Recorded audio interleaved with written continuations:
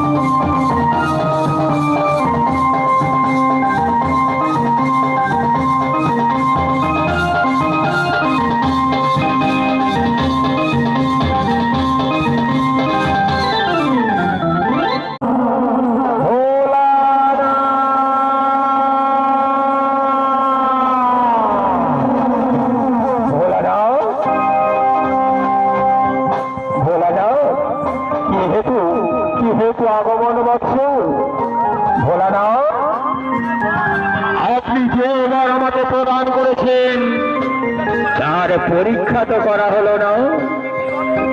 তুমি তুমি কিভাবে পরীক্ষা নিতে চাও বৎস?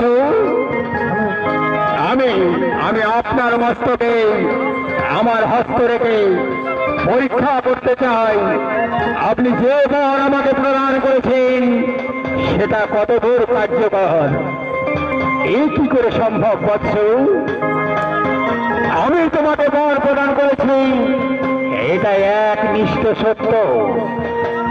যদি তুমি আমার মস্তকে তোমার হস্ত স্থাপন করো তাহলে যে আমি ভস্য হয়ে যাব লোচন দেই। তুমি কি চাও আমি ভস্য হয়ে যাই?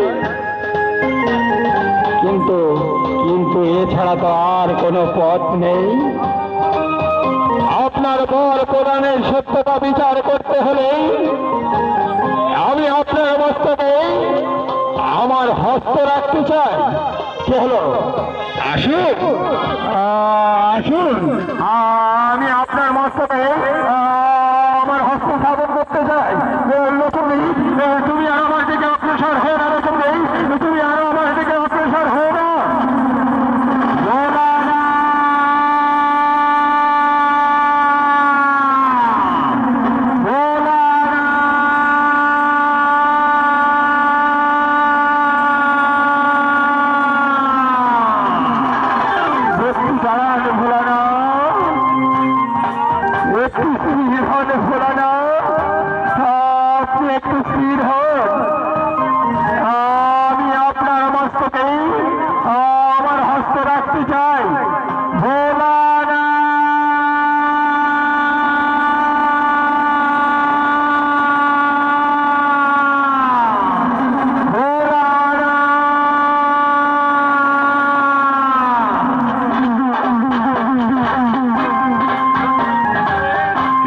চন্দনের হুঙ্কারে স্বর্গের এক প্রান্ত হতে অন্য প্রান্ত স্থাপিত হতে হতেই আমি যে বড় ক্লান্ত। যাই যাই, আমি কৈলাসের দিকে গমন করি। পার্বতী যে আমার জন্য অপেক্ষা করছে। ভোলানা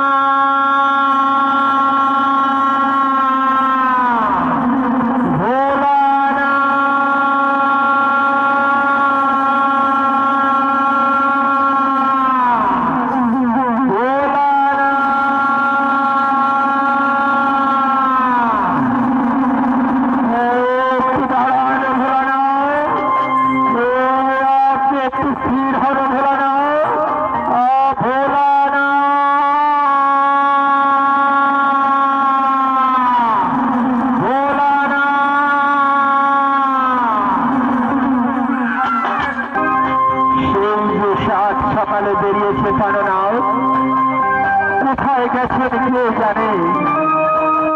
কৈলাসে ফিরার কথা কি ভুলেই গেলেন পারো না?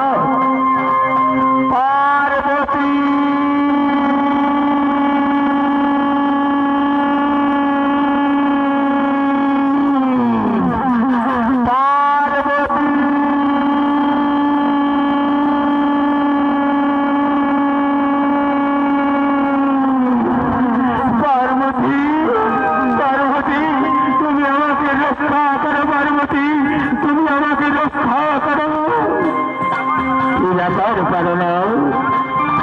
এত বিষণ্ণ অবস্থায় পার্বতী নতুন দেবের সাধনায় আমি মুক্ত হয়ে ওকে আমি বর প্রদান করেছিলাম। ও যাহার মস্তকের হস্ত স্থাপন করবে সেই ব্যক্তি ভস্য হয়ে যাবে। সেই বর প্রদান কতদূর সত্য, সেই বর প্রদান কতদূর সত্য সেটা পরীক্ষা করতে নতুন ব্যক্তি আমার মস্তকে তার হস্ত স্থাপন করতে চায়।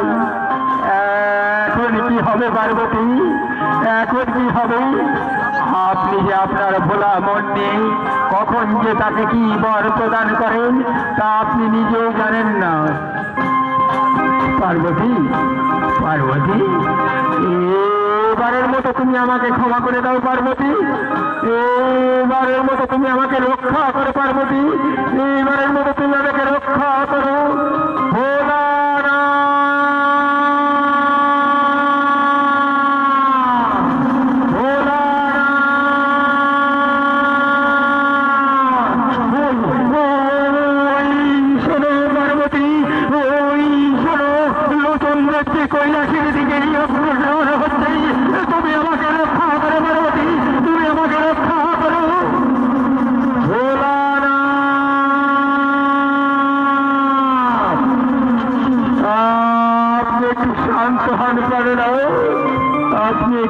করতে হয় সব ঠিক হয়ে যাবে। এখন আমি যেটা বলি সেটা আপনি শুনুন প্রাণনাথ। কিন্তু কিন্তু পার্বতী, নতুন দেব কথা মানবে তো? সেটা আমি বুঝবো, আপনি একটু স্থির হন, আমি বুঝে নেব। ভোলানাথ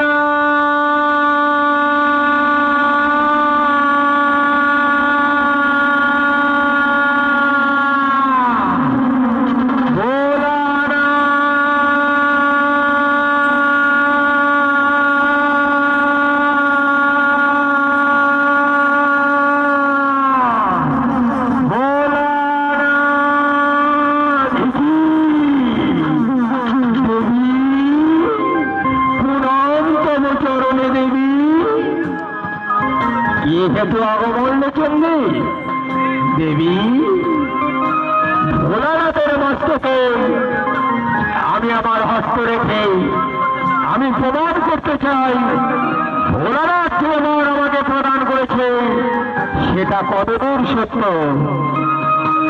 ভোলানাথের মস্তকে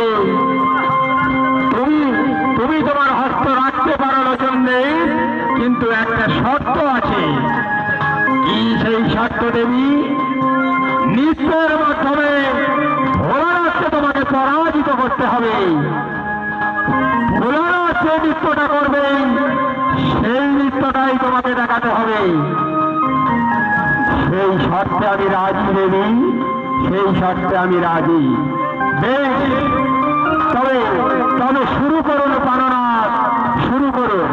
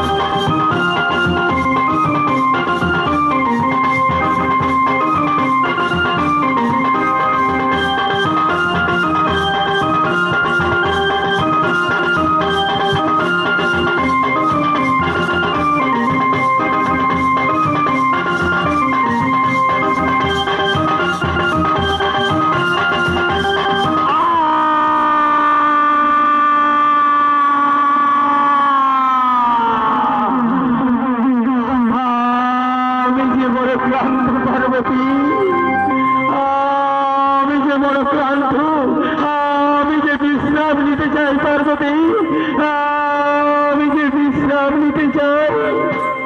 চলুন চলুন পারে না, চলুন।